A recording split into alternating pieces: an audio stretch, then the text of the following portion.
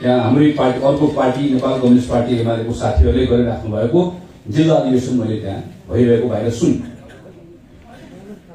तपाईहरुले शानदार ढंगले अधिवेशन तलको सम्पन्न गर्नुभयो, जिल्ला अधिवेशन निर्विरोध सर्वसम्मतले सम्पन्न गर्नुभयो। त्यहाँ पनि आज सर्वसम्मत हुँदैछ, तर यहाँको सर्वसम्मतको निर्णय तपाईले गर्नुभयो, निर्विरोधको निर्णय तपाईले गर्नुभयो। त्यहाँको निर्णय यहाँको साथीहरूले गर्न लागेको होइन। माथि पार्टीबाट एउटा निर्देशन आएको छ कि तल निर्वाचन नगर्नु भयो, आदेश आएको छ। त्यहाँ आदेश हुन्छ, यहाँ आदेश हुँदैन, तपाईले निर्णय गर्नुहुन्छ। त्यसैले प्रत्येक नेपाली कांग्रेसको साथीले यो कुरामा गौरव गर्नुपर्छ। हामी एउटा यस्तो पार्टीमा काम गरिरहेका छौं जुन पार्टीभित्रको पार्टी सभापति हामीले बनाएको, पार्टीको केन्द्रीय सदस्यहरू, पार्टीको महामन्त्री, पार्टीको सभापति, यो सबै हामीले सिर्जना गरेको मालिक हामी हो। हामी यो शक्तिको स्रोत हामी हो भन्ने कुरामा तपाईहरुले गौरव गर्नुपर्छ। हामी प्रत्येक कांग्रेसको सदस्यले गौरव गर्नुपर्छ र यो हाम्रो फरक यो कुरा पनि बुझ्नुपर्छ। यो पटक गोर्खा जिल्लाले शानदार ढंगले आदरणीय सुरेन्द्र राई, अब्दुल सत्तार राई, चिनकाजी राई पार्टीको केन्द्रीय सदस्यले यहाँबाट निर्वाचित हुनुभएको छ। गण्डकी प्रदेश चाहिँ करिब करिब गोर्खाले कब्जा गरेको जस्तो छ। त्यता हेरे पनि गोर्खा, त्यता हेरे पनि गोर्खा छ। कमला दिदी अहिले मात्र उम्मेदवार, 12 गतेपछि राष्ट्रिय सभाको मान्य सांसद हो, कसैले हराउन सक्दैन। हामी शानदार ढंगले मलाई जिताएर लिएर जान्छ। यो गोर्खाले प्राप्त गरेको छ। यो प्राप्त गर्ने कुराको प्रारम्भ तपाईहरुले बडो शानदार ढंगले अधिवेशन सम्पन्न गर्नुभयो। त्यसबाट अझै यो विस्तारित हुँदै गयो र यो अधिवेशनको क्रममा मैले पनि तपाईहरुको अपार माया पाएँ। महाधिवेशन प्रतिनिधि साथीहरूले त मद्दत गर्नुभयो नै। महाधिवेशन जसले बनाउनु भयो, जो आफू प्रतिनिधि हुनुहुन्न थियो, तर तपाईहरुले आफ्नो प्रतिनिधिहरूलाई विशेष आग्रह गर्नुभयो, जोड दिनुभयो कि तपाईले पार्टीको एउटा जिम्मेवारीमा पुर्याउनका निम्ति तमाम गोर्खाली साथीहरूले जुन अपार माया प्रकट गर्नुभयो, तपाईले जुन सदिच्छा राख्नु भएको छ, आशीर्वाद दिनुभएको छ, म त्यसका निम्ति तपाईहरुप्रति कृतज्ञ छु, ऋणी छु। र अघि चिनकाजी राई, अब्दुल सत्तार राई र अन्य अग्रजहरूले हुनुभएको जस्तै अघि किरण दाइले पनि चर्चा गर्नुभयो, जुन जिम्मेवारी मैले प्राप्त गरेको छु र जिम्मेवारीसँगै जुन चुनौतीहरू पनि सँगै आएको छ, म त्यो प्रति एकदमै सचेत छु। अगाडिको बाटो सजिलो छैन मलाई थाहा छ। म यति मात्र तपाईहरुलाई आश्वस्त यो बिन्दुमा पुर्याउन चाहन्छु, पार्टीको महामन्त्री छु। पार्टीभित्र कहिलेकाहीँ तितो मिठो हुन्छ हेर्नुहोस्। अघि भनेको जस्तो हाम्रो खुला पार्टी छ, हामी ठुलो पार्टी छौँ, हामी धेरै पुराना मानिसहरू पनि छौँ, नयाँ मानिसहरू छौँ, उमेरले पाका पनि छौँ, भर्खर नौजवानहरू पनि छौँ। घसरट हुन्छ, सङ्घर्ष हुन्छ, कहिलेकाहीँ तितो मिठो हुन्छ, कहिलेकाहीँ हाम्रो तितो मिठो चुहेर पनि बाहिर आउँदाखेरि यति कुरा निर्भर गराउनुहोस्। यो 4-4.5 वर्षको जुन समय छ, पार्टी विधानसम्म ढंगले पनि चल्छ र आदरणीय पार्टी सभापतिको नेतृत्वमा पार्टीभित्र बृहत्तर एकता कायम गराएर पनि हामी पार्टीलाई विधिसम्म ढंगले पनि चलाउँछौँ र पार्टीभित्रै सङ्घर्ष पनि गर्छौँ, सँगसँगै राख्छौँ, कतिपय कुरामा प्रश्न पनि गर्छौँ। तर कुनै पनि कुरा पार्टीभित्र पार्टीको माथिको कारणले गर्दा तल अप्ठ्यारो हुन दिने, माथिको कारणले गर्दा तलभित्र यहाँभित्र पार्टीभित्र हिजोका समस्याहरू दोहोरिन दिने कुरा केही पनि हुन दिन्न। त्यसलाई व्यवस्थित लिएर जाने काम सभापतिजीको नेतृत्वभित्र हामी सबै साथीहरू त्यहाँभित्र त्यहीभित्र लड्दै, जुझ्दै, मिलाउँदै गर्दै र शक्ति निर्माण गर्दै सिङ्गो पार्टीलाई विकृत बनाउँदै लिएर जान्छौँ। यो 4 वर्ष तपाईहरु तलको साथीहरूले माथिको बारेमा धेरै गुनासो गर्ने स्थिति आउन दिन्न। यति तपाईले दिएको जिम्मेवारीको आधारमा म भन्न सक्दछु। महामन्त्रीको जिम्मेवारी पाइसके पछाडि साथीहरू जसले मत दिनुभयो, जसले शुभेच्छा प्रकट गर्नुभयो, अथवा जो पार्टीमा हुनुहुन्थ्यो स्वाभाविक रूपमा साथीहरू आउनुभयो, कार्यालयमा, घरमा खाला लगाइदिनु भयो, माला लगाइदिनु भयो, आज यहाँ गरेको जस्तै त्यसले अरू थप उत्साहित बनाएको छ। त्यो खाला माला लगाउन आउने साथीहरूको केही दिनसम्म भिडभाड छ, सधैँ आइराख्ने साथीहरू, भेटघाट भइराख्ने साथीहरू हुनुहुन्थ्यो। मलाई के अनौठो लाग्यो, मैले यो बिचमा अर्को एउटा कुरा याद गरेँ। यो बिचमा मलाई काठमाडौँमा, खास गरी काठमाडौँमा रहँदै गर्दाखेरि पार्टीका साथीहरू पनि अन्य पनि जो मलाई भेटघाट गरिराख्नुहुन्छ, मलाई महामन्त्री हुनुभन्दा अगाडि जुन मायाका साथ जुन कामहरू लगाउनुहुन्थ्यो, महामन्त्री भइसके पछाडि लगाउने कामहरूमा पनि मैले केही पनि भिन्नता पाएँ। भिन्नता किन पनि पाइनँ भने हामी जहाँ थियौँ त्यही नै छौँ, हाम्रो समस्याहरू जो थियो त्यही नै छ। मलाई सामान्यतया दिनमा भेटघाट गरेर सबैभन्दा बढी काम मलाई पार्टीको साथीहरू लगाउने काम सबभन्दा बढी के को हुन्छ भने स्वास्थ्य क्षेत्रको हुन्छ। अस्पतालमा कोही हुन्छ, त्यसको शुल्क तिर्न सकिएको हुँदैन।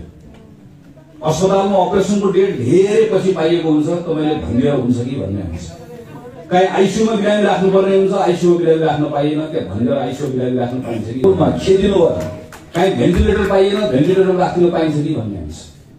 2 दिन अगाडि मात्र असामको एकजना बुवा आउनु भएको थियो, उहाँ के भन्नुहुन्छ भने मेरो छोराको ट्युमर बढेर खुट्टा सुन्नेर यत्रो भएको छ, क्यान्सर भएको छ, मेरो छोरा बाँच्दैन, तर क्यान्सरको अलिकति मात्रै पैसा जम्मा गर्न पाए, उपचार गर्न पाए भने छोरालाई एकपल्ट लिएर असाम लिएर जाने मन छ। छोराले अन्तिम सास फेरेर असाममा फेरोस्। केटोको उमेर कति छ? जम्मा 19 वर्ष छ। पैसा तिर्न नसकेर बाहुनु भएको छ। म पहिला पनि यस्तो म प्रत्येक दिन जस्तो कोही न कोही यस्तो साथीहरू भेटिरहेको थिएँ, अहिले पनि भेटिरहेको छु। स्कुलको फी तिर्न नसकेर कोही आउनुहुन्छ। अनि म कहिले यहाँ सोच्छु, म एउटा राजनीतिक पार्टीको कार्यकर्ता भएकोले यसलाई अनौठो र अस्वाभाविक मान्ने कुरा त भएन, तर यो कसैले कसैलाई भेटेर भन्नुपर्ने विषय हो। हामीले हाम्रो पार्टी स्थापना गर्दाखेरि नै यही संकल्प गरेर गयौँ। हाम्रो पार्टीको संस्थापक नेताले यही कुरा भन्नुभएको, त्यसै कारणले गर्दा यो पार्टी बनाएको कि हाम्रो देशमा तल्लो तहमा बसेका जनतालाई अप्ठ्यारो छ, दुःख छ।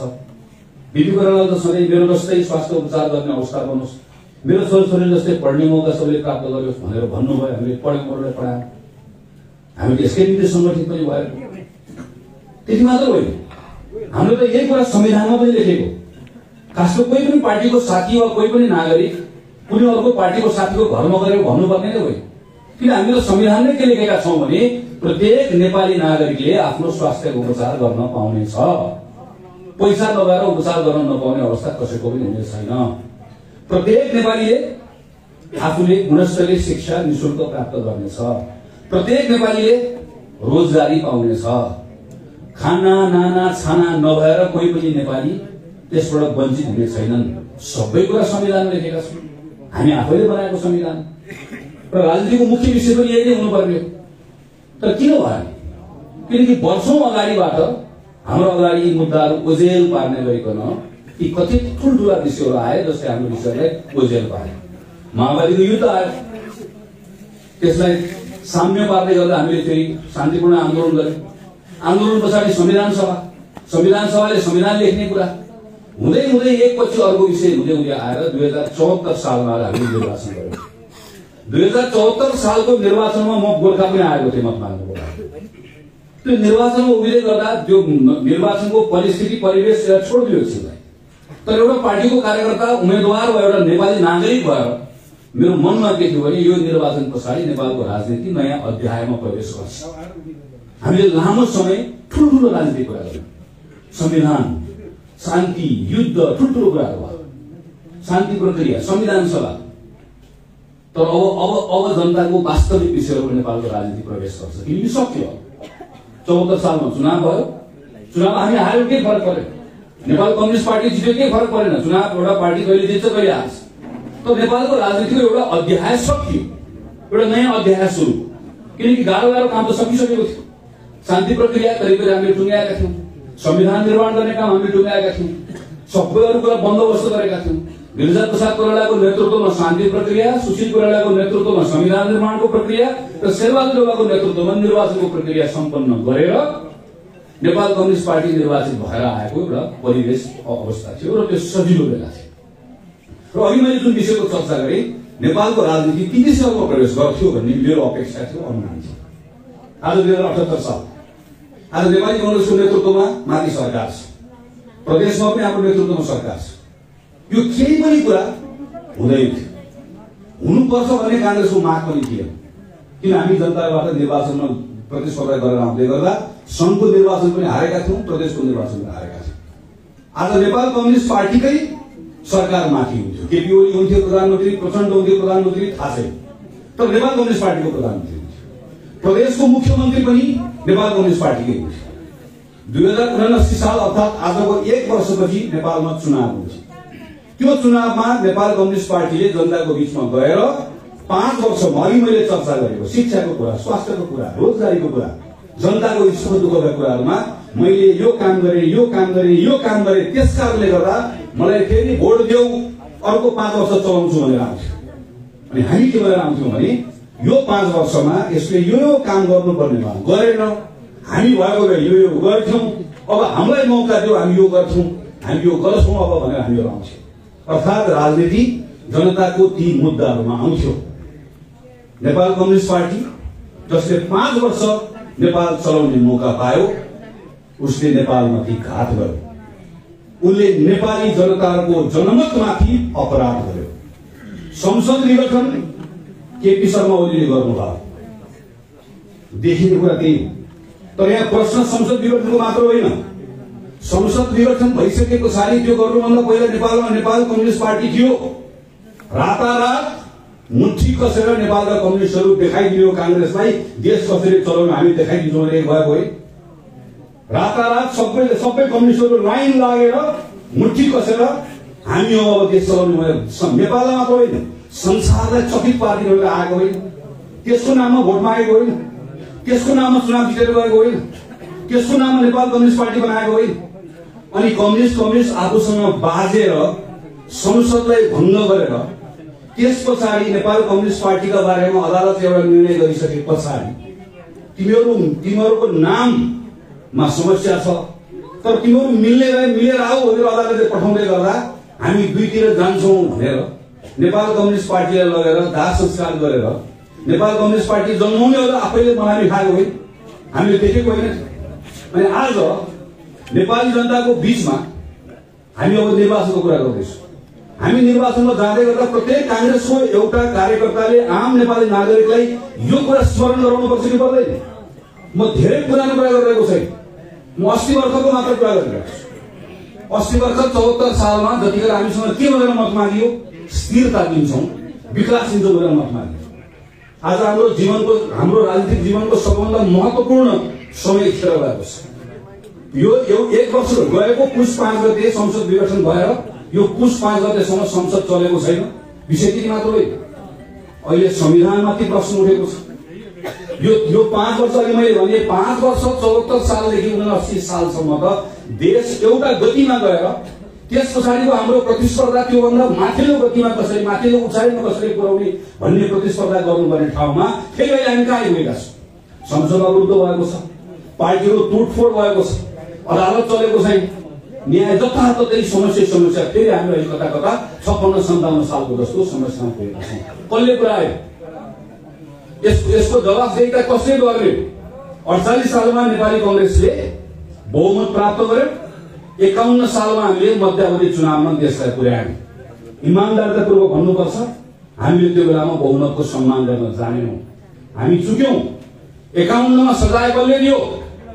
आम नेपाली जनताले दियो, मतदाताले दियो। सबैभन्दा देशको ठूलो पार्टी कांग्रेसलाई दोस्रो पार्टी बनाएर सजाय दियो। जनतासँग त्यो ताकत हुन्छ। ताकतको जनताले प्रयोग गरेन भने दलले हेप्छ, नेताले हेप्छ। अघि मैले जसरी पार्टीको चर्चा गरे, जुन राजनीतिक पद्धतिमा जनता हेपिन्छ त्यो प्रजातान्त्रिक पद्धति होइन। हामीले आम नेपाली मतदातालाई कुरा भन्नुपर्नेछ। यो पटक जसरी 51 सालमा हामीले गल्ती गर्यौं, दण्ड हामीले पायौं। यो पटक मतदानमा मत माग्न जाँदै गर्दा गल्ती कसले गरेको? नेपाल कम्युनिस्ट पार्टी जसले बनायो गल्ती उसले गरेको। नेपाल कम्युनिस्ट पार्टीभित्र काम गर्नेहरूले गल्ती गरेको, त्यसको नेतृत्वले गल्ती गरेको, त्यसको नेतृत्वले घात गरेको, त्यसको नेतृत्वले जनमतको अपमान गरेको, जसको कारणले गर्दाखेरि देश एउटा गतिमा जाने देशलाई अवरुद्ध पारेको। यो जनताको बीचमा जान्छ, गएको छ, हामी लिएर जान्छौँ। तर यो पनि हाम्रो निम्ति धेरै महत्त्वपूर्ण विषय हो। तर यो यसले मात्र अलमलिने विषय होइन। नेपाली कांग्रेस पार्टी यसले यो गरेन, यसले यो गरेन भनेर गुनासो गरेर वा आलोचना गरेर मात्र बस्ने सुविधा प्राप्त गरेको पार्टी होइन। एउटा पार्टीको नेता, पार्टीको कार्यकर्ताले उनलाई बा भनेर भन्छन्। उनी कोही व्यक्ति होला बा। नेपाली कांग्रेस त सिङ्गो पार्टी नै आमा, हामी त जननी। नेपालको राष्ट्रिय आन्दोलनको, मुक्ति आन्दोलनको जननी हो कांग्रेस। कांग्रेस पार्टी जन्मियो, त्यसपछि बल्ल नेपालमा मुक्ति आन्दोलन जन्मियो। कांग्रेस पार्टी जन्मियो, त्यही कांग्रेस पार्टी नेपालमा जसलाई हामी राष्ट्रियता भन्छौँ नि, कांग्रेस पार्टी जन्मिनुभन्दा अगाडिसम्म त्यो राष्ट्रियता भन्ने भावना थियो कहाँ? आज हामी जसलाई विकास भन्छौँ नि, त्यो विकास भन्ने तत्त्व थियो कहाँ जतिखेरसम्म कांग्रेस पार्टी जन्मियो? नेपाली कांग्रेसले इतिहासमा सबै युगीन अभिवादनहरू पूरा गरेर आएको छ। अस्ति मात्रै भर्खरै भने जतिखेर तपाईँ सम्झनुहोस् त, गोर्खाको मलाइभन्दा बढी पीडा तपाईँलाई थाहा छ। गोर्खाको साथीहरू मैले सुरुमा भने तपाईँको कति आफन्तहरू मारिएका छन्। एउटा कस्तो बेला थियो जतिखेर गोर्खाको सदरमुकाम यसरी कार्यक्रम गर्न सकिन्थ्यो। तपाईँ फर्केर बेला गाउँ जान सक्नुहुन्थ्यो। नेपाली कांग्रेसको नेता गिरिजाप्रसाद कोइराला कैलालीको धनगढीमा कार्यक्रम गर्न गएको बेलामा गाउँमा पार्टीको साथी मारिए, झण्डा उडाउन जान चाहनुको स्थानीय प्रशासनले भने तपाईँ झण्डा उडाउन जान पाउनु, तपाईँको सुरक्षा हामी गर्न सक्दैन। अनि गिरिजाप्रसादले पछि भन्नुभयो मैले त्यही दिन सङ्कल्प गरेँ, म कस्तो देशको भूतपूर्व प्रधानमन्त्री हो, कस्तो पार्टी सभापति हो, मेरो पार्टीको साथी भएर मारिएको कारणले गर्दा ऊ मारियो, पार्टीको साथी भएको हुनाले गर्दा ऊ मारिएको ठाउँमा गएर मैले झण्डा उडाउन पाउँदिनँ भने यो राजनीतिको अर्थ छैन। त्यसैले म नेपाललाई हिंसाको राजनीतिबाट बाहिर ल्याएर आउँछु। गिरिजाप्रसादले गर्नु गरेन, गुनासो गरेन, सङ्कल्प गरे, हामी सबले साथ दियौँ, नेपालले हिंसाको राजनीतिबाट बाहिर आयो। सुशील कोइरालाले सङ्कल्प गरे, हामीले संविधान निर्माण गर्यौँ। शेरबहादुरले सङ्कल्प गरे, हामी हार्न तयार भयौँ, तर हामीले चुनाव गराएर यो संविधान जोगायौँ, यहाँ ल्याएर आज फेरि त्यस्तै एउटा सङ्कल्प गर्ने बेला आएको छ। नेपाल कम्युनिस्ट पार्टीले ठिलठिलो पारेको यो व्यवस्था र अवस्थालाई हामीले सम्हाल्ने बेला आएको छ। हाम्रो आजको दिनमा हामी कुनै अलमलिने सुविधा काङ्ग्रेसमा छैन। हाम्रो 3टा प्राथमिकता छ। पहिलो प्राथमिकता हामीले यो संविधानलाई ट्र्याकमा राख्नुपर्नेछ, तल माथि फेरि अर्को हुने हामीसँग त्यो सुविधा छैन। यो संवैधानिक प्रक्रिया भङ्ग भयो भने, भत्कियो भने अर्को एउटा पुस्ता गयो फेरि नेपालको, फेरि त्यस पछाडि अर्को 10 वर्ष 15 वर्ष 20 वर्षको सङ्घर्षको बेला आउँछ। संसद पुनर्स्थापना भएको छ, तर योजनाबद्ध ढङ्गले त्यो संसदलाई चल्न दिइएको छैन। संसदलाई पङ्गु बनाउने कोसिस गरिएको छ। संसदीय व्यवस्था कामै नलाग्ने व्यवस्था भने त्यो अफापसित व्यवस्था हो भन्ने चाहिँ स्थापित गर्न खोजिएको छ। म सांसद, मेरो कर्तव्य हो मेरो निर्वाचन क्षेत्रको नागरिकको प्रतिनिधित्व गरेर त्यो संसदभित्र उभिने, बोल्ने, कानुन बनाउने। अहिले भर्खर बस्दै गर्दा सभापतिजीले मलाई नागरिकताको विधेयकका सन्दर्भमा कोही एकजनाले यहाँ भनेर प्रश्न भएको छ भनेर भन्नुभएको छ। आमाका नाममा नागरिकता पाउनुपर्ने थुप्रै छोराछोरीहरू छन् जसको कामलाई हामीले अन्तिम अवस्थामा पुऱ्याएर राखेका छौँ। संसदबाट त्यसलाई पारित गर्न चाहन्छु। यस्ता दर्जनौं कुरा छन् संसदबाट पारित गर्न चाहन्छु। तर संसदलाई बन्द बनाएर, संसदलाई बाँधेर, संसद चल्न नदिएर नेपाल कम्युनिस्ट पार्टीको अध्यक्ष पूर्व प्रधानमन्त्री केपी शर्मा ओली गाउँ डुलेर हिँड्नु भएको छ। काङ्ग्रेसले कि अब नेपालको कम्युनिस्ट पार्टी एमालेसँग वार्ता संवाद गरेर तत्काल कहीँ मिलाउन सकिने कुरा छ मिलाएर हामी सरकार चलाउने पार्टी हो, कहीँ झुक्नुपर्छ झुक्छौँ, कहीँ विनम्र हुनुपर्छ विनम्र हुन्छ, हामीले केही कुरा गर्न मिल्ने कुरा छ गर्छौँ पनि, हामी संसद चलाउने कुराको सन्दर्भमा। तर हात्ती किन्यौ हात्ती पनि किन्यौ, झोला किन्यौ झोला पनि किन्यौ। अब हात्ती झोलामा आलो भनेर जबरजस्ती गरेर पनि सकिँदैन। त्यो बेलामा जनताको बिचमा जानुपर्छ र भन्नुपर्छ, जनतालाई सुसूचित गर्नुपर्छ, तिमी यहाँ चोकमा चौतारामा आएर बोल्ने होइन। प्रत्येक सांसदलाई, चाहे मलाई होस् चाहे केपी ओलीलाई होस्, पहिला संसद खोल, त्यहाँ गएर बोल, अनि मात्र चोक र चौतारामा हो। तिमीलाई हाम्रो जिल्लामा आएर बोल्ने सुविधा छैन, अनुमति छैन भनेर नागरिकले भन्ने अवस्थामा पुर्याउनुपर्छ। होइन भने सांसद बनेको छौँ हामी, तलब भत्ता आएकै छ, संसद गयो, घन्टी बज्यो, मुर्दाबाद मुर्दाबाद भन्यो, के बोलाइ भनेको पनि थाहा छैन। ठुलो नेताहरू सब लाज मानेर यसो टाउको कमाउँदै मुर्दाबाद भनेर भन्ने हिम्मत पनि छैन। छेउछेउबाट भागेका छन्। अनि पनि त्यसपछि गएर अलिक बुढाबुढी खालका चाहिँ आएर चल्दैन भनेको छ, चलेन, आएपछि सक्यो। संसदले यसरी पङ्गु बनाएको, बन्द बनाएको यो अवस्था लगातार अर्को 1 वर्ष तल यसरी दियो। अर्को मन्त्रीसम्म चुनाव गराउनु छ, 1 वर्ष संसद चलाउनु छ, अनि 1 वर्ष यसरी संसद बनाइ यसरी अवरोधको अवस्थामा पुर्याइयो, यत्तिकै राखियो भने 1 वर्ष पछाडि यही नेपाल कम्युनिस्ट पार्टी एमाले फेरि जनताको बिचमा गएर के भन्ने हो भने हामीले भने होइन संसद चल्दैन भने होइन, चल्यो त भनेर उसैले भन्यो। हामी त्यसको लागि कुरेर बस्नु होइन कि छलफल संवाद हुन्छ र केही निष्कर्ष निस्कन्छ, होइन भने भण्डाफोर हुन्छ, जनताको बिचमा जाने हो, बताउने हो र त्यो बिचबाट संसदमा फर्कन बाध्य बनाउने हो। हेर्नुहोस् अदालत कस्तो बनाएको छ। अदालत अहिले न्यायालय हालत के छ, आज अहिले सबै हेर्दै गर्दा त मुद्दाहरू यसो भएको देखिन्छ, तर बाहिरबाट देखिएको जस्तो छैन। अब केही दिन यत्तिकै अदालतको अवस्था रह्यो भने लामो त्यहाँ न्यायाधीशहरू आफै आन्दोलनमा हुनुहुन्छ, न्यायाधीशहरू प्रधान न्यायाधीशहरू बसिसक्ने अवस्था छैन, बसिराख्नु भएको छैन। प्रत्येक दिन नेपाल बारले 1 घण्टा 1.5 घण्टा अदालतमा नाराबाजी गरिरहेको छ। जम्मा 1.5-2 घण्टा मात्र अदालत बस्छ। जिल्लाको अदालत प्रभावित छ, केन्द्रको अदालत प्रभावित छ। न्याय प्राप्त गर्नुपर्ने नागरिकहरूको हक त्यसबाट कुण्ठित भएको अवस्था छ। यस्तो बेलामा नेपाली कम्युनिस्ट पार्टीको कर्तव्य हो, हाम्रो धर्म हो, यो बेलामा हामीले अदालतलाई, न्यायालयलाई यो अहिलेको अप्ठ्यारोबाट बाहिर निकाल्नु पर्नेछ। कि त्यहाँभित्र संवादबाट स्थिति सामान्य अवस्थामा आउनुपर्छ, होइन भने नेपाली कांग्रेसले कठोर निर्मम निर्णय गरेर अदालतको प्रमुखले अदालतलाई सही ढंगले चलाउन सक्नु भएन भने प्रमुख त्यहाँबाट हट्नुपर्छ, अदालत सही ढंगले चल्नुपर्छ। त्यो निर्णय गरेर नेपाली कांग्रेस यसलाई सम्हाल्नुपर्ने अवस्था हाम्रो आउँछ। संवैधानिक परिषद, अख्तियार दुरुपयोग अनुसन्धान आयोगदेखि लिएर मानवाधिकार आयोगसम्म सबै ठाउँ हामीले हेर्यौं भनेदेखि भने कस्तो बनाइएको छ। पूर्व प्रधानमन्त्री शेरबहादुर देउवा जतिखेर प्रमुख प्रतिपक्ष दलको नेता हुनुहुन्थ्यो, बैठकमा नबोलाएर उनको अनुपस्थितिमा पनि बैठक हुन पाउने जबरजस्ती अध्यादेश ल्याएर कानून पास गरेर आफ्ना अरौटे भरौटेलाई लगेर संवैधानिक परिषदमा लगेर भरेर, अर्थात् संसद बङ्गो बनाइएको छ, अदालत बङ्गो बनाइएको छ, संवैधानिक परिषद सबै अदालत संवैधानिक सबै निकायलाई बङ्गो बनाइएको छ। र यसको बीचमा नेपाली कांग्रेस पार्टीले सरकार चलाएर 1 वर्षपछि चुनावमा जाँदै गर्दाखेरि कांग्रेसले केही पनि गर्न सकेन भनेर भन्ने स्थिति बनाउने जुन प्रयत्न भएको छ, यसलाई चिर्ने काम नेपाली कांग्रेसले अबको यो दिनमा गर्नुपर्नेछ, यसलाई सम्हाल्नुपर्नेछ। कांग्रेसको पहिलो प्राथमिकता हो। कांग्रेसको दोस्रो यो बेलामा अर्को प्राथमिकता सँगसँगै हाम्रो अन्तर्राष्ट्रिय सम्बन्ध। यो बेलामा नेपालले आफ्ना मित्र राष्ट्रहरूसँग आफ्नो मित्र राष्ट्र सबै मित्र राष्ट्रहरूसँगको सम्बन्ध कुनै उत्तेजनामा आएर पनि होइन, नेपाल आफ्नो राष्ट्रिय हितलाई कहीँ कतै सम्झौता गरेर पनि होइन।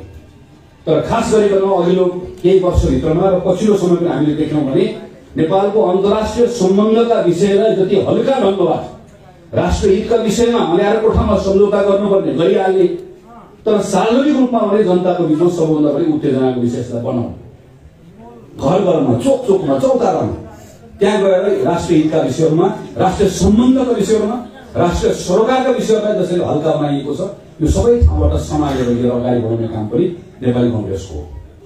स्वास्थ्यको कारणले गर्दा, खास गरिकन कोभिडको कारणले गर्दा गएको 2 वर्ष स्वास्थ्यको क्षेत्रमा जुन ठूलो मार पर्यो, स्वास्थ्यको क्षेत्रमा परेको मारको कारणले गर्दा गैर स्वास्थ्य क्षेत्रमा जुन मार परेको छ, त्यसबाट थुप्रै नेपाली जनताहरू अहिले एक प्रकारले थला परेको अवस्था छ। साना किसानहरू थला परेको अवस्था छ। गएको 1.5 वर्ष हाम्रो विद्यालय राम्रोसँग नचल्दै गर्दाखेरि हाम्रो हजारौं विद्यार्थीहरू जुन सिकाइबाट वञ्चित भएको छ, यसको मूल्य अहिले होइन, अबको 5 वर्ष 10 वर्षपछि नेपालले चुकाउनुपर्छ। नेपालको रोजगारीको बजार बर्बाद भएको छ। लाखौं मानिसहरू वैदेशिक रोजगारीबाट नेपाल फर्केर आएर फेरि फर्केर त्यहाँ जान नसक्ने अवस्था बनेको छ। सानसानो उद्योग खोलेका मान्छेहरूको टाट पल्टेका छ। कतिपय ठाउँमा ठूलो उद्योगहरू पनि धराशयी हुने अवस्था आएको छ। अहिले हामीले हेर्यौं भने हाम्रो अर्थतन्त्र एक प्रकारले यति धेरै सङ्कट आइसकेको छ, यसलाई सम्हालेर लिएर जाने काम पनि नेपाली कांग्रेसको हो। यी 3टा कुराहरू हामीले सम्हालेर अबको 1 वर्षभित्रमा संविधानलाई ट्र्याकमा राख्ने, संसद अदालत सबलाई ठिक बनाउने, वैदेशिक सम्बन्धलाई सन्तुलित बनाउने र हाम्रो अर्थतन्त्रलाई यहाँभित्र देखिएका जुन कालो बादल छ यसलाई हटाएर ठिक बनाएर जनतालाई धेरै ठूलो कुरा गर्न नसके पनि सानसानो राहत दिएर भए पनि, अलिअलि सम्हालेर भए पनि, थोरै ठिक बनाएर भए पनि देशलाई चुनावमा लिएर गएर ठिक ट्र्याकमा लिएर जाने कांग्रेसको काम हो। यो चुनाव मैले बुझेको वैशाखको मसान्तसम्ममा स्थानीय चुनाव हुन्छ र अर्को वर्षको मङ्सिरमा आम चुनाव हुन्छ। मैले बुझेको संविधान यही हो, मैले बुझेको कानून यही हो र मैले बुझेको अदालतले संसदको पुनर्स्थापना गर्दै गर्दा उसले भनेको विषय पनि यही हो। हामी वैशाखमा चुनावमा जान्छौं, मङ्सिरमा चुनावमा जान्छौं। वैशाखमा चुनावमा र मङ्सिरमा चुनावमा जाँदै गर्दा यो 1 वर्ष काम गरिसकेपछि 3-4 महिनामा स्थानीय चुनाव, 1 वर्षपछि आम चुनावमा जाँदै गर्दा अब यो पटक कांग्रेस हिजो के गर्यो त्यसको आधारमा मत माग्न जाँदैन। नेपाल कम्युनिस्ट पार्टी एमाले यस्तो गर्यो, यस्तो गरेन, त्यसकारणले मत दियो भन्नु पनि जाँदैन। हामीले केटीकेटीमा पढ्दाखेरि याद गरेका थियौं, एउटाले ब्ल्याक बोर्डमा एउटा लाइन कोरेको छ, यसरी रेखा बनाएको छ। त्यो रेखा भन्दा लामो रेखा बनाउने तरिका 2टा छ। आफ्नो रेखा छोटो छ भने त्यो भन्दा पहिला बनाइसकेको रेखालाई 2 दिनबाट मेट्दै गएर आफ्नो त्यसै लामो बनाउन सकिन्छ। वा जुन रेखा छ त्यो रेखालाई नचलाइकन त्यो भन्दा लामो बनायो भने आफै छोटो हुन्छ। नेकपा एमालेलाई वा नेपाल कम्युनिस्ट पार्टी माओवादीलाई, नेपालको कम्युनिस्ट पार्टीलाई छोटो बनाउनको लागि उनले यो गरेनन् त्यो गरेनन् भनेर धेरै भन्नै पर्दैन। हामी अब के गर्नेवाला छौं त्यति कुरा जनतालाई बताउन सक्यो भने पुग्छ। यो पटक निर्वाचनमा हामी त्यसकै आधारमा जाने हो। जम्मा 5 वर्षको लागि नेपाली कांग्रेसले यो पटक सरकार बनाउन जनताको बीचमा आह्वान गरेर मत माग्न जाने हो। हामी प्रश्न गर्ने हाम्रो धेरै ठूलो कुरा छैन। यो संविधान हामी मान्छौं, यो संविधानभित्र भएको बन्दोबस्तलाई हामी पालना गर्छौं, यो संविधानले नेपालभित्रका सबै नेपालीले राजनीतिक अधिकार दिएको छ, त्यसको सुरक्षा हामी गर्छौं। सबै नेपाली जात जाति भाषाभाषी धर्मावलम्बीलाई सबैलाई उसको भाषिक सांस्कृतिक धार्मिक अधिकार दिएको छ। सबै पहिचानलाई सबलाई बराबर ठाउँ दिएको छ। नेपालभित्रका सबै बराबर हो भन्ने मान्यता स्थापित गरेको छ। यसको हामी सम्मान गर्छौं, व्यवहारमा लागू गर्छौं। नेपालभित्रका सबै नेपाली नागरिक जुन परिवारमा जन्मिए पनि, जसको घरमा जन्मिए पनि उसले पाउने अधिकार बराबर भनेको छ। त्यो बराबर अधिकार हामी दिलाएर सार्छौं। र सबैभन्दा महत्त्वपूर्ण कुरा, नेपाली कांग्रेसले नेपाललाई 5 वर्षभित्र विकासको अर्को चरणमा पुर्याउनेछ। विकासको अर्को चरणमा पुर्याउँदै गर्दा कांग्रेसले विकासका निम्ति सबैभन्दा ठूलो आधार मान्ने भनेको नेपाल जल छ, जमिन छ, जंगल छ, सबै मान्छौं, तर जल जमिन जंगलको आधारमा होइन। नेपालको विकासको सबैभन्दा ठूलो स्रोत भनेको नेपालको जनशक्ति हो। नेपालका तन्नेरीहरू हुन्, नेपालका नौजवानहरू हुन्, नेपालका युवाहरू हुन्। नेपालको युवाहरूको जोश, उनीहरूसँग भएको उत्साह र नेपालका वयस्कहरू, नेपालका प्रौढहरू अनुभव, यसकै आधारमा नेपाल बदल्यो र 5 वर्षभित्र नेपाललाई नयाँ ठाउँमा पुर्याउने हो भन्ने सोच र स्पष्टताका साथमा कांग्रेसले अबको 1 वर्षभित्र संघमा यहाँ सुरेन्द्र हुनुहुन्छ, अरू दाइहरू नेताहरू हुनुहुन्छ, प्रदेशको नेताहरू हुनुहुन्छ, हामीहरू माथि के गर्छौं? हामीहरू 1 वर्षभित्र मैले भने हामी त हाम्रो नेता आदरणीय नेता सभापति शेरबहादुर देउवा पार्टी सभापति हुनुहुन्छ, पार्टी सभापति प्रधानमन्त्री पनि हुनुहुन्छ। अरू पार्टीहरूलाई मिलाएर बनेको सरकार छ। अरू पार्टीलाई मिलाएर बनाएको सरकार भएको हुनाले गर्दा सबै हामीले भनेको जस्तो चाहेको जस्तो नहोला। अघि मैले भने उहाँ सचेत हुनुहुन्छ र सचेततापूर्वक कदम चालेर हामी स्थानीय चुनाव गराउँछौं, आम चुनाव गराउँछौं, संसद अदालत सबलाई ठीक बनाउँछौं। त्यसको मूल नेतृत्व सभापतिले प्रधानमन्त्रीको रूपमा गर्नुहुन्छ। बाँकी रहेका पार्टीका हामी साथीहरू, केन्द्रमा बसेका प्रदेशमा बसेका साथीहरू, अब हामीहरू 1 वर्ष योजना बनाउँछौं, काम गर्छौं, गफ गर्ने हो। यो ठुल्ठुला उद्योग गफको पनि अर्थ छैन। हामी मैले अघि भने हामी सबैले संविधानमा के लेखेका छौं? नेपालमा सबैले उच्च स्तरीय शिक्षा प्राप्त गर्नेछ, निशुल्क प्राप्त गर्नेछ।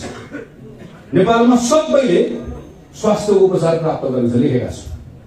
तर स्वास्थ्य मन्त्री भएर काम गर्न मैले थाहा पाएको छु, त्यो लेखेको र भएको कुरामा धेरै ठूलो फरक छ।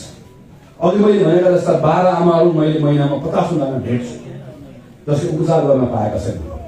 नेपालका पूर्व प्रधानमन्त्री, पूर्व राष्ट्रपति, मेरो कोहीसँग व्यक्तिगत आग्रह छैन, उहाँहरू अस्वस्थ हुँदै गर्दा कसैको जापानमा कसैको अमेरिकामा उपचार हुँदै गर्दा प्रजातन्त्र भनेको यहाँको ठूलो राष्ट्रपति पनि उही हो, उसको पनि एकमत हो, तलको जनताको पनि एकमत हो भनेको जस्तै बराबर सबैको जीवन बराबर हो। मेरो आमाको लागि म सबैभन्दा प्यारो र मेरो लागि मेरो छोरी सबैभन्दा प्यारो भएको जस्तै आम मान्छेको आमाको लागि उसको छोरा सबभन्दा बढी प्यारो, उसको छोरी सबभन्दा बढी प्यारो हुन्छ। जीवन सबैको बराबर हुन्छ। यही हो। यसकै निम्ति नेपाली कांग्रेस पार्टीले अब 5 वर्ष शासन सत्ता चलाउँदै गर्दा यति सीमित स्रोत र साधन छ, यत्रो आकांक्षा छ। यो 5 वर्षभित्र गर्ने के हो त? हामीले यो अहिलेको विद्यालयमा के गर्ने हो जसको कारणले गर्दा संविधानमा लेखिएको त्यो कुरा पूरा हुन्छ? हामीले हाम्रो स्वास्थ्य प्रणालीमा के गर्ने हो? कुन कुन नियम कानुन बदल्ने हो? नयाँ पैसा बाहिरबाट ल्याउने हो कि भएको पैसा अन्ततिर लाने हो कि गर्ने के हो भन्न सजिलो छ, गर्न गाह्रो छ, किनकि क्षमता चाहिने हो। हामी जम्मा करिब 10 खरब रुपियाँ हामी देशको ढुकुटीमा खुत्रुकेमा प्रत्येक वर्ष यो वर्ष हामी उठाउँछौँ। कसरी उठाउँछौँ? तपाईले तिर्ने करबाट सबै भनेको देशको आम्दानी जम्मा त्यति हो। 10 खरब हाम्रो आम्दानी हुन्छ। अनि सरकार चलाउने भन्छौँ नि हामी, सरकार चलाउने भनेको त्यहाँ चाहिँ चिकित्सक राख्ने, यो बाटो बनाउने, जुन सरकार चलाउने सामान्य दैनिक चलाउने कुराको लागि पनि खर्च कति हुन्छ? त्यति नै हुन्छ। जति हाम्रो आम्दानी छ त्यो आम्दानी बराबर त चलाउन मात्रै खर्च हुन्छ। त्यसपछि नेपाली कांग्रेसले अहिलेदेखि योजना बनाउनु पर्यो। म सब विद्यालयमा चमत्कार गर्छु, विद्यालयको बजेट म डबल बनाइदिन्छु भनेर भन्यो भने ल्याउने चाहिँ कहाँबाट हो? खुद्रेमा पैसा जति छ रात पर्दैन। कम्युनिस्ट पार्टीको नेताले आएर भन्न सक्छ, देखाइदियो घर कसको जोत्ने, घर कसको पोत्नेको, जग्गा कसको जोत्नेको, बाटो कसको हाँक्नेको नारा लाग्यो। चार तला सुन पनि सुनेको। हामी त कांग्रेस हो नि, हामी त सोच्नु पर्यो। किनकि त्यो ढुकुटीमा जति पैसा छ त्यो ढुकुटीमा पैसा भएको आधारमा हामीसँग जुन क्षमता छ, राज्यको क्षमता छ, त्यसको आधारमा मैले यो गर्छ जसको अस्ति हेर्नु हामीले मैले बनाएर आएको योजना नेपालमा 7 वर्षभित्रमा नेपालको स्वास्थ्य प्रणालीमा के गर्न सकिन्छ, कसरी गर्न सकिन्छ, खास गरेर जनशक्ति कसरी बनाउने हो भनेर म स्वास्थ्य मन्त्री हुँदै बनाउँदै आएको योजना पूर्व प्रधानमन्त्री केपी शर्मा ओलीले आधा मात्र पढ्नुभयो, अझ आधा मात्र बुझ्नुभयो, आधा मात्र गर्नुभयो। पढे आधा, बुझे आधा, गरे आधा, अन्तिममा के गर्नुभयो? गिनिज बुकको नाम लेख्ने भनेर टिङ बटन थिचेर 300 करोड अस्पताल उद्घाटन गर्नुभयो। बन्ने बेलामा एउटा बन्यो, एउटा पनि बन्यो। गफ दिन सजिलो हो, गर्ने कसरी भन्ने कुराको तयारी गरिएन भने भोलि हामी पनि डुब्नेवाला। त्यसैले हामी माथि भएका मानिसहरू गर्ने कसरी हो भन्ने कुराको तयारी गर्छौँ। 5 वर्षभित्रमा कसरी गर्ने एउटा एउटा कुराको तयारी गर्छौँ। किनकि यो अहिलेको अवस्था सामान्य तयारीबाट हुनेवाला छैन। हेर्नुहोस्, प्रत्येक दिन करिब 2000-2500-3000 केटा र केटी बाहिर काम गर्न जान्छन्। नेपालबाट मलेसिया जान्छन्, इजरायल जान्छन्, भारत जान्छन्। गोर्खाबाट पनि टन्न गएका छन्, छैन? कतार गएका छन्, मलेसिया गएका छन्। तपाईँको घर परिवारका मानिसहरू तिनले गएर त्यहाँ मेहनत गर्छन्, काम गर्छन्, पैसा कमाउँछन्। त्यो पैसा नेपाल पठाउँछ। नेपाल आजको दिनमा चलेको जम्मा यो एउटा धन्दाबाट हो। त्यो पैसा नेपाल पठाएपछि नेपालको ब्याङ्कमा त्यो पैसा जम्मा हुन्छ। त्यो पैसा जम्मा भइसके पछाडि त्यो पैसाबाट नेपालले बाहिर जाँदा सामान किन्छ। 100 रुपियाँको व्यापार गर्दा नेपालले अहिले 93 रुपियाँको सामान बाहिरबाट किन्छ, 7 रुपियाँको सामान बेच्छ। तपाईँ यसो कसो याद गर्नुहोस् त। तपाईसँग 100 रुपियाँ छ, 100 रुपियाँमा तपाईँको दैनिक चलाउनलाई तपाईँले 100 रुपियाँ पाउनु साथ 93 रुपियाँको किन्नुहुन्छ, 7 रुपियाँको बेच्नुहुन्छ। तर त्यस अब तपाईँलाई 100 रुपियाँ आउनु छोड्यो के हुन्छ? तपाईँको भोलिपल्ट दिन भोको परिहाल्नुहुन्छ। त्यो 100 रुपियाँ कसले पठाइदिइरहेको छ?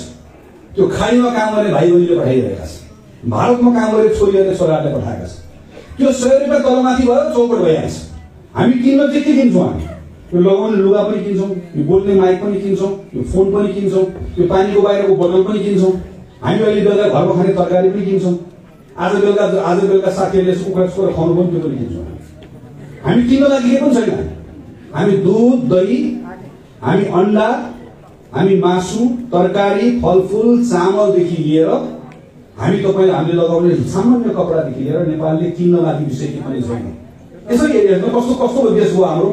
केटा र केटीलाई बाहिर काम गर्न पठाउने, तिनले कमाएको पैसाबाट सबै कुरा किन्ने, अनि त्यो किनेको कुरामा बिचमा गएर ढाक राख्ने, अनि ढाक राखेर केही पैसा कर उठाउने, अनि त्यो कर खुद्रेमा जम्मा गरेपछि नेताले आएर ढाक भाषण गरेर भन्ने मेरो पार्टी चुनाव जित्यो भने तिम्रो वृद्ध भत्ता दोब्बर बनाइदिन्छु भन्ने भाषण गर्ने। त युवाले ताली बजाउने। युवाले अतोपत्तै पाएको छैन। त्यो युवाले अतोपत्तै के पाएको छैन भने त्यो वृद्ध भत्ता 2 गुणा होइन 5 गुणा बनाउनु, 10 गुणा बनाउनु। तर वृद्ध भत्ता 10 गुणा बनाउँछु भन्नेलाई उनले प्रश्न के सोध्ने हो भने वृद्ध भत्ता 10 गुणा बनाउनु वा 2 गुणा बनाउनुका निम्ति तिम्रो खुद्रेमा पैसा चाहिँ कहाँबाट आइरहेको छ? त्यो खुद्रेमा आएको पैसा उद्योग खुलेको छ। नेपालभित्र कहीँ कसैले रोजगारी पाएर आएको छ कि केटा र केटी बाहिर गएर आएको छ? केटा र केटी बाहिर गएर आएको छ। त्यो केटा र केटी बाहिर गएर आउने कुरा पनि अनन्तकालसम्म भएर केही पनि फरक पर्दैन थियो। किन अनन्तकालसम्म हुन सक्दैन भने अब अर्को 15 वर्ष मात्रै नेपालले केटा र केटी बाहिर पठाउन सक्छ। किनकि 15 वर्ष मात्रै नेपालको जनसङ्ख्यामा बाहिर काम गर्न जाने केटा र केटी बाँकी रहनेवाला छन्। अब त्यसपछि हाम्रो के हुन्छ जस्तो म उमेरमा अब 15 वर्षपछि 60 वर्ष पुगेको जस्तै हाम्रो देश पनि बुढो हुन्छ। देश बुढो हुँदै गर्दा देशमा अब हामी जस्तो सुरेन्द्र दाइ बुढो हुन्छ, म हुन्छु, कमलाले हामी हुँदै जान्छौँ। अर्थात् वृद्धहरूको जनसङ्ख्या बढ्दै जान्छ। नेपालमा अब युवाको जनसङ्ख्या बढ्दैन। सबै देश यस्तै हो, नेपाल पनि यस्तै। यस्तो अवस्थामा अब नेपाली कांग्रेस पार्टीले अबको 5 वर्ष देश जिम्मा लियो र भन्ने हो तल माथि कहीँ जान दिनु, दायाँ बायाँ के हुन दिनु। हामी संविधानमा लेखिएको हक अधिकार पनि दिन्छौँ र यो चक्र जुन छ कि केटाकेटी बाहिर काम गर्न जाने तिनको पैसाले देश चल्ने यो चक्रलाई हामीहरू तोड्छौँ। यो जिम्मेवारी हामीलाई दिनुहोस् भनेर हामी पुरा तयारी गर्छौँ। 5 वर्ष देश कसरी चलाउने सबै कुरा तयारी गर्छौँ। देशभित्रको उद्योग धन्दा कसरी ठिक बनाउने यसको तयारी गर्छौँ। देशको अर्थतन्त्र ठिक कसरी यसको तयारी गर्छौँ। हामीले अघि मैले भने चामलदेखि दाल भात सबै कुरा किनेर खानुपर्ने कुरालाई देशकै उत्पादनले कसरी पुर्याउने त्यसको तयारी गर्छौँ। हामी माथि तयारी गर्दै गर्दा अब तल तपाईँहरूले काम गर्नु, हाम्रो काम हामीलाई गर्न दिनुहोस्, हामी गर्छौँ। अब तल तपाईँहरूले काम गर्नुपर्नेछ। तल तपाईँहरूले संगठनलाई ठिक बनाउनु पर्नेछ। तपाईँहरूले शानदार ढङ्गले योभन्दा अघिल्लो पटक पनि 94 वटा वडामा 45 वटा वडामा विजय प्राप्त गरेको ठाउँ हो। हामी धेरै ठाउँमा निर्वाचन हार्दै गर्दाखेरि पनि स्थानीय चुनावमा यो पटक फेरि त्योभन्दा पनि सुखद परिणाम हामीले प्राप्त गर्नुपर्नेछ। त्यसको लागि पार्टीको सिङ्गो पार्टी कम्तीमा बृहत्तर एकता चाहिएको छ। हामी भर्खर अधिवेशन गरेर आयौँ। अहिले मैले भने अधिवेशनमा निर्वाचन नहुने पार्टी तिनको आफ्नै दुःख छ। त्यस्तो पार्टी हामीले कल्पना गरेको हाम्रो पार्टीमा हामी वडादेखि नै प्रतिस्पर्धा गरेर आएका छौँ। यसको आफ्नै सुखद पक्ष छ। तर यसले सृजना गर्ने केही जटिलताहरू मान्छेलाई हामीले सम्बोधन गर्नुपर्छ। अर्थात् हामी चुनाव लडेका छौँ। सभापतिको चुनाव नभए पनि उपसभापतिको भएको छ, क्षेत्रको भएको छ, प्रदेशको भएको छ, महाधिवेशनको भएको छ। कोही चुनाव जितेका छौँ। पार्टीभित्र चुनाव जित्नु भनेको हार्ने को हो? पार्टीको साथी। म सभापतिलाई धन्यवाद दिन चाहन्छु अरू नेताहरूलाई। तपाईँहरूले मैले सोही अघि तपाईँहरूले अधिवेशनको लगत्तै सुरु गर्नुभयो। पार्टीमा प्रतिस्पर्धा गरेको सबै साथीहरूलाई बोलाएर बृहत्तर समीक्षा गर्नुभएको छ, छलफल गर्नुभएको छ। यो सबभन्दा महत्त्वपूर्ण कुरा। अधिवेशन सम्पन्न भएपछि तपाईँले वडामा पनि मेरो आग्रह छ, तपाईँलाई क्षेत्रमा पनि आग्रह छ, प्रदेशमा पनि आग्रह छ। प्रतिस्पर्धाभित्र कोही साथीले जिम्मा पुग्या, कोही हार्दैन, कोही जित्दैन। मैले महामन्त्रीको जिम्मा पाएको हो। मेरो अर्को साथीले पनि त्यो जिम्मा लिन खोज्नु भएको थियो। त्यो जिम्मेवारीमा एकजनाले मात्र पाउनु भएको मैले पाएँ। अनि मसँग प्रतिस्पर्धा गर्ने त्यो साथीसँग त शक्ति त छ, उत्साह त छ, ऊर्जा त छ। त्यसलाई खेल गर्न दिने कि त्यसलाई समर्थित गर्नु? त्यसलाई समर्थित गर्ने तरिका के हो? एउटा तरिका भनेको विधान हो, एउटा तरिका भनेको विवेक हो। त्यसैले वडाको नेतृत्वले पनि त्यो विधानको पालना गर्न विवेक पुर्याउने, विधानको पालना गर्दा ध्यान दिनुपर्ने छ। हाम्रो विधानले के भन्छ? तपाईँले विधानको पालना भएन भनेर भनिरहँदै गर्दा शेरबहादुर देउवाले मात्र विधान मान्नु पर्ने हो। अनि यहाँ चाहिँ नन्दप्रसाद नेपालीले मान्नु पर्दैन, नन्द नेपालीले मात्र मान्नुपर्ने, तल वडा अध्यक्षले मान्नु पर्दैन। हाम्रो विधानले के भन्छ? हाम्रो विधानले तपाईँले कम्तीमा पनि 2 महिनामा एकपटक बैठक अनिवार्य बस्नुपर्छ भन्छ। हाम्रो विधानले के भन्छ? वडा समितिले वडाको कार्य सम्पादन समिति 2 महिनाभित्र अनिवार्य रूपमा बनाउनु पर्ने भन्छ। वडा भनेको कति हो? वडा कार्य समिति भनेको कति हो? तपाईँले कार्य सम्पादन समिति बनाउनु भएन। तपाईँलाई के भन्छ? वडाले अनिवार्य रूपमा टोल समिति बनाउनु पर्छ भन्छ। अब टोल समितिमा कसलाई राख्ने? टोल समितिमा तपाईँले सक्रिय सदस्य नभएको पार्टीको साधारण सदस्य राखे पनि हुन्छ। त्यति मात्र होइन, अस्ति वडाबाट माथि क्षेत्रको लागि प्रतिनिधि छान्दै गर्दाखेरि कतिजना साथी आउनु भएको छ? नेता हुने म जाने भनेर भनेको साथीलाई। अब त्यो प्रतिनिधि साथीलाई बोलाएर टोलको जिम्मा दिनुहोस्। एउटा टोलको जिम्मा दिनुहोस्। टोल भनेको धेरै होइन, जम्मा 100 जना 200 जना भएको टोल। भारतमा यसलाई पन्ना कमिटी भन्छ। एउटा पन्नामा 10 जना मान्छे अड्छ, त्यो पन्ना बराबर एउटा कमिटी हुन्छ। त्यसलाई पन्ना माथि टाउकोमा अध्यक्षको नाम लेखेको हुन्छ, उसको नाम पन्ना अध्यक्ष र सबैभन्दा शक्तिशाली पन्ना अध्यक्ष हुन्छ। तपाईँले टोल कमिटी बनाउनुहोस्। त्यो 100-200 जनाको टोल कमिटीभित्र अब त्यो जम्मा पुरा ठुल्ठुलो जम्मा टोल कमिटीको त्यहाँको प्रमुखले आफ्नो टोलभित्रको सबै यहाँ पहिला कुरा मतदाताको अद्यावधिक विवरण राख्नु पर्यो र त्यो टोलको सुख दुःखमा, अघि मैले भने कसैको व्यक्तिगत समस्या सक्दो छ, त्यहाँ सुख दुःखमा पार्टी माथि फर्कने होइन, पार्टीलाई अब तल फर्काउनु पर्यो। पार्टी माथि होइन, जतिसक्दो तल जानु पर्यो, टोलमा गएर त्यहाँभित्र गएर एउटा त्यो टोलभित्रको कुनै परिवारमा एकजना साथी कसैले जीवन गुमाउनु भएको छ भने पनि टोल कमिटी त्यहाँ पुग्नै पर्छ, समवेदना प्रकट गर्नै पर्छ। एकजना साथी अस्पताल पुग्नु भएको छ भने कांग्रेसको टोल कमिटीको अध्यक्ष होस् कि सचिव होस्, फलफुल बोकेर अस्पताल पुग्नै पर्छ। शुल्क तिर्न सकेको छैन भने आफ्नो खल्तीबाट जहाँ सकिन्छ, सकेन भने मागेर हुन्छ अथवा भनेर हुन्छ, जुटाएर हुन्छ। माथि काम गर्ने कुरा म भने समग्र सुधारको काम माथि गर्दै जान्छौँ हामी। तर तल अहिले जनताको दैनिक जीवनमा पर्ने कुरासँग अब पार्टी त्योसँग गएर एकाकार हुने मार्फत टोल कमिटी हाम्रो विधानले तपाईँलाई त्यही गर्छ। यहाँबाट फर्किएपछि तपाईँले त्यो टोल कमिटी बनाउनु पर्नेछ। र हाम्रो यसपालि के भएको छ? अर्को हामी यति धेरै पद सिर्जना गरेका छौँ। तपाईँको नाम के? मेरो नाम फलानु, म प्रदेश कमिटीको उपसभापति। तपाईँको नाम के? म फलानु। पद नभएको मान्छे छैन। हामीसँग पद छ, तर पद भएर मात्र हुँदैन। पद सँगसँगै अब जिम्मेवारी लिनुपर्नेछ। प्रत्येक पदलाई तपाईँ वडाको बैठक बस्नुहोस्। वडाको उपसभापतिलाई लिखित जिम्मेवारी दिइहाल्नुहोस्। वडाको उपसभापतिको जिम्मा यो वडाभित्र भएको विकास निर्माणको कामको सूची प्रकाशित गर्ने, सानै काम होला, लिखित निर्णय गर्नुहोस्, जिम्मा दिनुहोस्।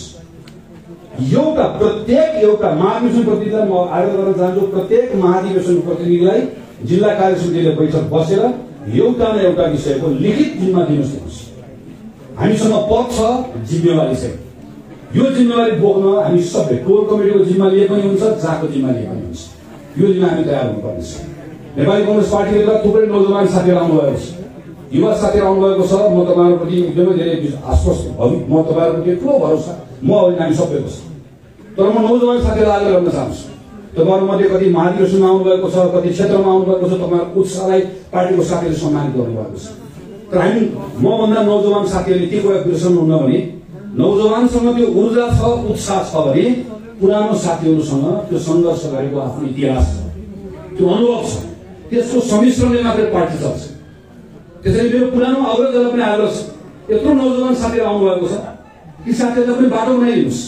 तिनीलाई समय राख, कोही महाधिवेशन आएका छन्, कोही महासमिति आएका छन्, युवाहरू आएका छन्, ती पदको कारणले गर्दा कोही ठुलो कोही सानो हुने होइन, तर जिम्मेवारी लिन्छु भनेर आएका छन्, तिनीलाई काम गर्ने ठाउँ दिइदिनुहोस्, बनाइदिनुहोस्। पुरानो साथीहरूले नयाँ साथीहरूलाई जति सक्यो त्यति सिकाइदिनुहोस्। नयाँ साथीहरूले पुरानोलाई सम्मान नगरिकन अगाडि बढ्छु भन्ने कुरा छोडिदिनुहोस्। तपाईँ जस्तै कुनै बेला उहाँहरू पनि नौजवान हुनुहुन्थ्यो, त्यो नौजवान भएको बेलामा दुःखै गरेर यहाँ पुग्यो, यत्रो पार्टी जोगाइदिएको। ती साथीहरूको पनि सम्मानसँगै गयो भने हाम्रो पार्टीको यो ताकत बन्छ।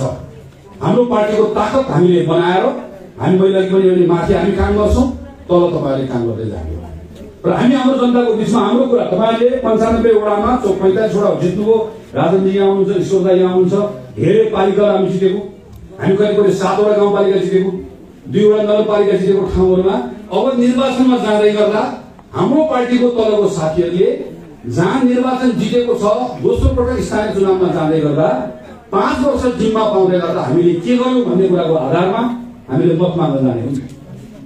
त्यसको तयारी निर्वाचित भएको जनप्रतिनिधि साथीहरूले गर्नुपर्छ, उहाँले गर्नुहुन्छ। वैशाखमा चुनाव हुन्छ, स्थानीय चुनाव। पार्टीको विधानले के भन्छ, 1 महिना अगाडि चुनावको उम्मेदवार तय गर्नुपर्छ भन्छ। अब पहिला जस्तो हुँदैन, चुनाव भन्दा 1 दिन अगाडि आएर उम्मेदवार खोजी गर्ने काम सकियो। अब हामी 1 महिना अगाडि उम्मेदवारको तय गर्छौँ। क्षेत्रले वडाको उम्मेदवार तय गर्ने भनेको छ, क्षेत्रले गर्छ। जिल्लाले गर्ने भनेको काम जिल्लाले गर्छ, प्रदेशले गर्ने भनेको काम प्रदेशले गर्छ।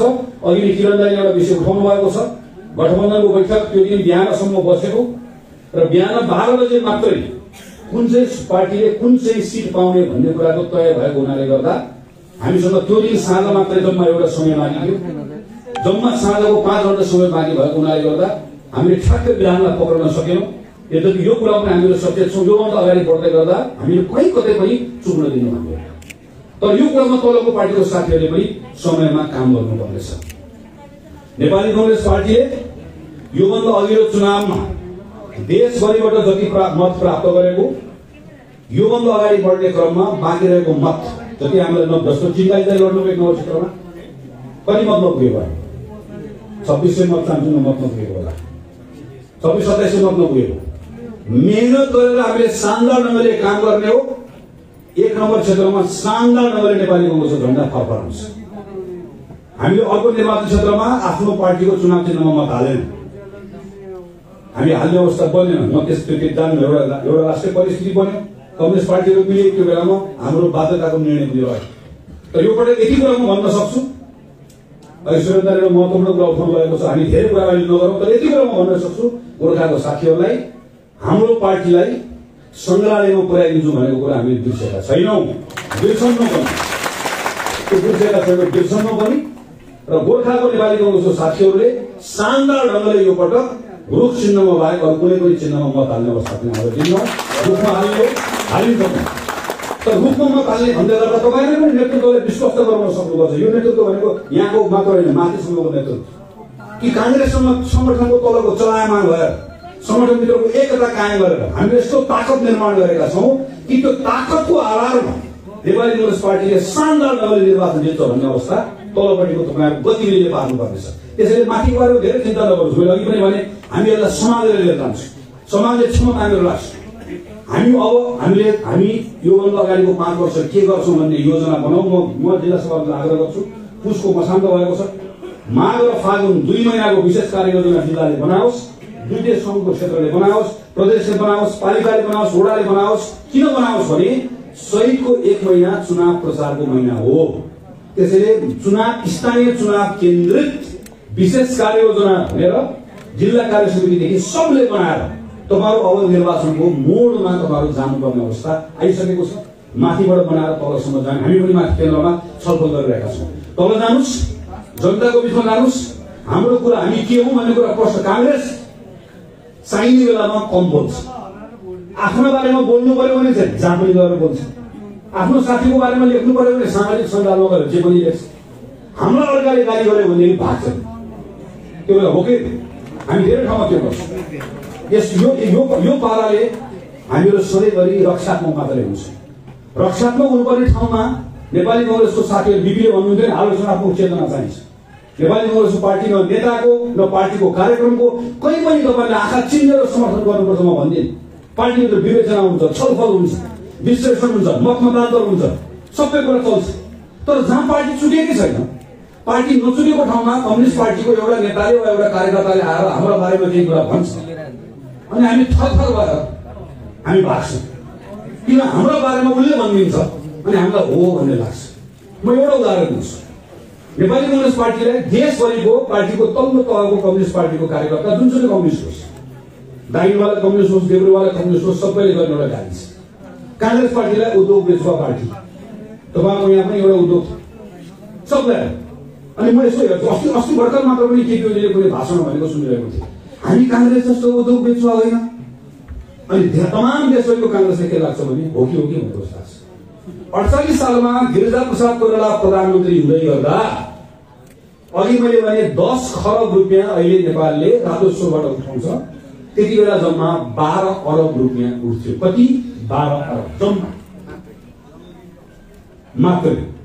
त्यो 12 अरब रुपियाँ उठ्दै गर्दा 1 अरब रुपियाँ सरकारले चलाएको उद्योगको घाटा मात्रै थियो।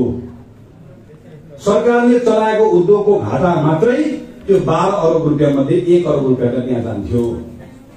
हाम्रो हालत त्यो थियो। नेपाल मात्र होइन, संसारभरिको देशले त्यो बेलामा अनुभव के गर्यो भने उद्योग धन्दा भनेको त सरकारले चलाएर चल्दो रहेछ। जुत्ता सरकारले बनाउने होइन रहेछ, चुरोट सरकारले बनाउने होइन रहेछ, सरकारले नीति बनाउने रहेछ। यसरी पो हो रहेछ सोच्नुहोस्। र हामीले के गर्यौं? हामीले हाम्रो उद्योगहरूलाई निजी क्षेत्रलाई दियौं। ठीक, त्यो निजी क्षेत्रलाई म एउटा उदाहरण मात्र दिन्छु। बाँसबारी छाला जुत्ता कारखाना सरकारले चलाउँथ्यो, निजी क्षेत्रलाई दियो। अहिले बाँसबारी छाला जुत्ता कारखाना बेच्ने कांग्रेस भन्छ। अहिले नेपालमा कति करोड जुत्ता उत्पादन हुन्छ? नेपालको अहिले जुत्ता उत्पादन गर्न सक्ने क्षमता वर्षको 17 करोड जोड। 17 करोड जोड अहिले उत्पादन कति भयो? सबै निजी क्षेत्रबाट अहिले उत्पादन कति भइरहेको छ? 3.5 करोड जोड। नेपालमा टोटल हामीलाई कति चाहिन्छ? 9 करोड जोड। 6 करोड अहिले पनि बाहिरबाट आउँछ। सरकारी नीति ठीक भयो भने बाहिरबाट आउने जुत्ता कम गरेर नेपालको उत्पादन बढ्छ। नेपालको उत्पादन बढ्यो भने तल पशुपालन गर्ने किसानहरूको पनि उन्नति हुन्छ। सानो उदाहरण मात्र। आज हामी यति हजारौं मान्छे बाँसबारी छाला जुत्ता कारखानाले दिएको भन्दा हजारौं गुणा बढी मान्छे जुत्ता उद्योगमा अहिले काम गर्छ। ठीक, तर नेपाली कांग्रेस पार्टीले के गाली खान्छ?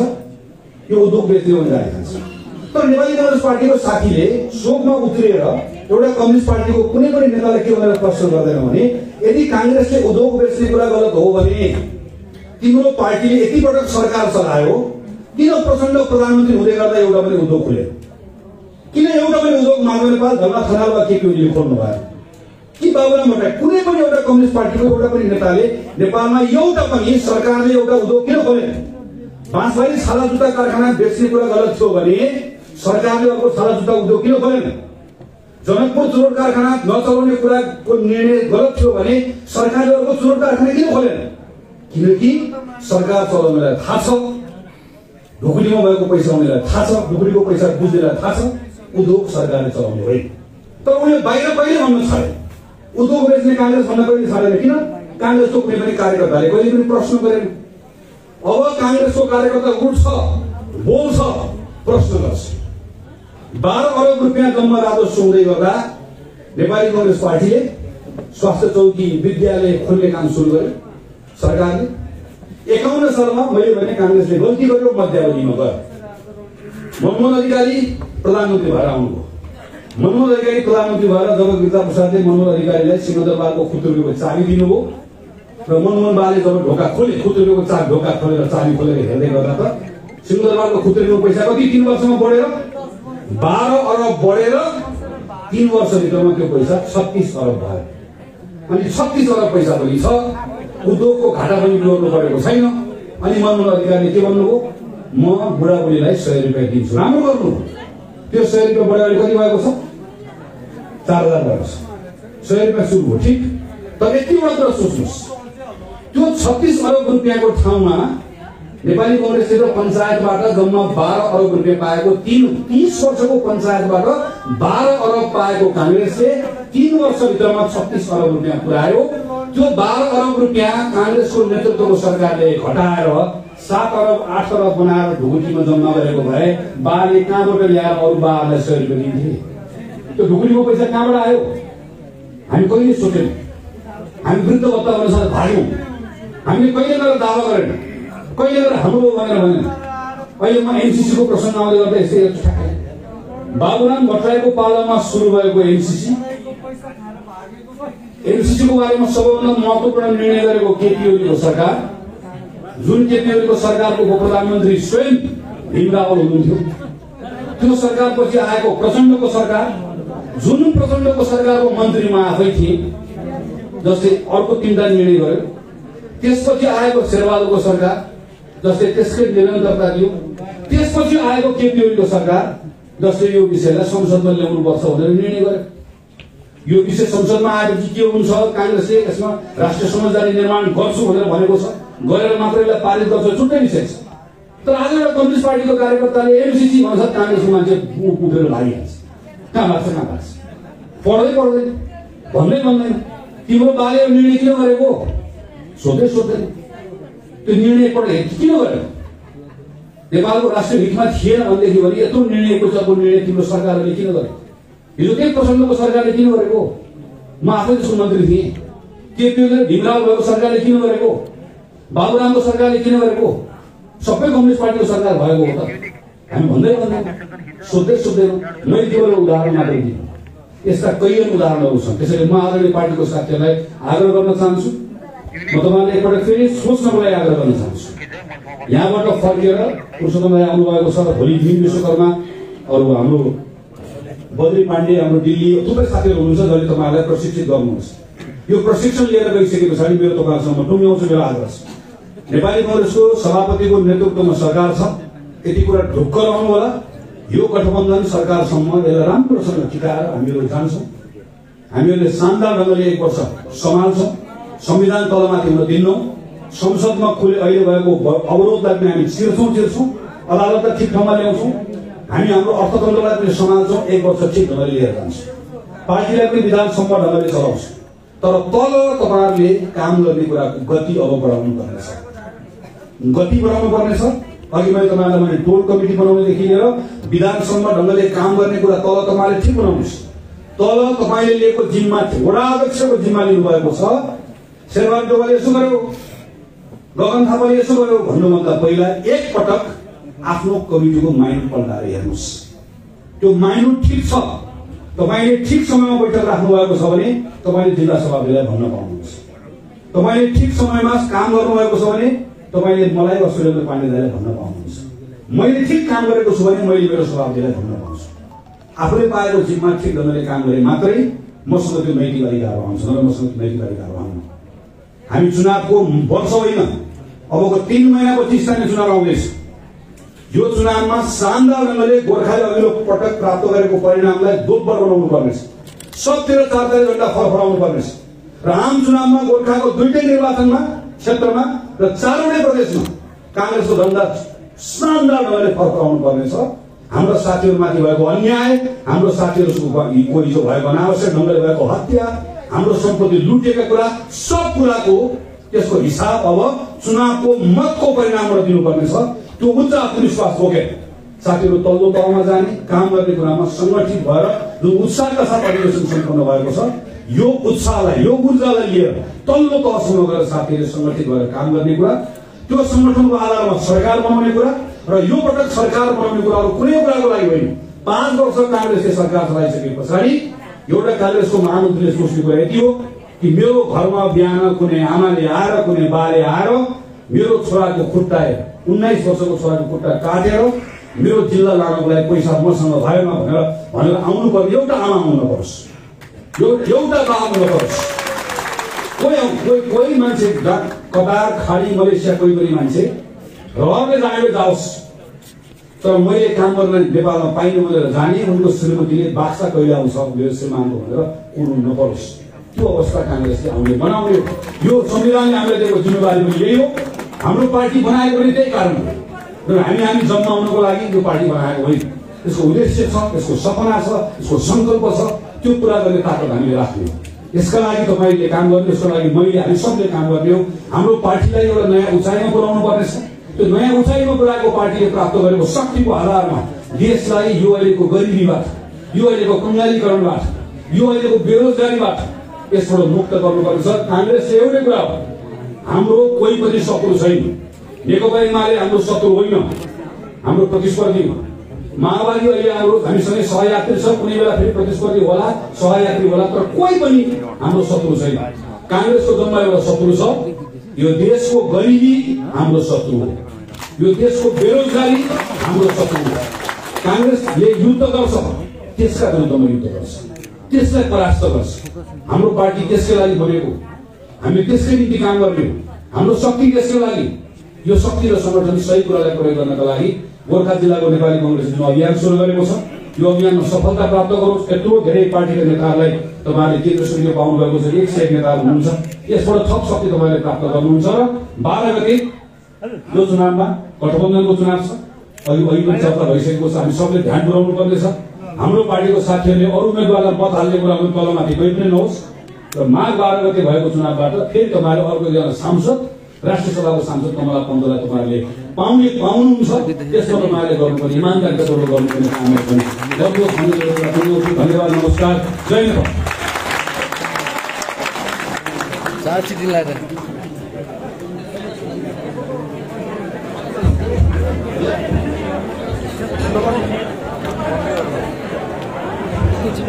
आदरणीय साथीहरु, हामीले